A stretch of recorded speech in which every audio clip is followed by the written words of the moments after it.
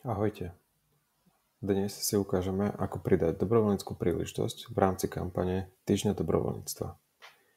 Ako prvé, v pravom hornom rohu prejdite na plusko, kde najjednoduchším spôsobom vytvoríte dobrovoľnícku príležitosť.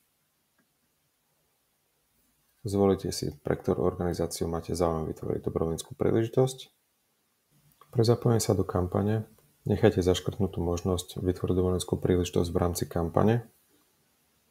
Zadajte názov príležitosti. Príležitosť pomenujte tak, aby vysťahovalo to, čo chcete od dobrovoľníkov, aby vykonávali. Uvedte kľúčové slova pre príležitosť. Pomocou kľúčových slov sa dobrovoľníci zorientujú, o čom daná príležitosť je, respektíve si ho môžu podľa týchto kľúčových slov vyhľadávať. Nezabudnite nahrať obrázok.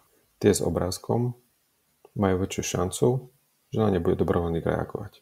Zadajte maximálny počet dobrovoľníkov, ktorí chcete, aby sa zapojili do dobrovoľníckej príležitosti a kedy sa táto aktivita uskutoční. Zaškrtnite, či budete spolupracovať na diaľku online alebo na báze osobných stretnutí. Uložte a pokračujte. Dobrovoľnícka príležitosť je vytvorená a dobrovoľníci sa na ňu budú môcť prihlasovať od 2. mája.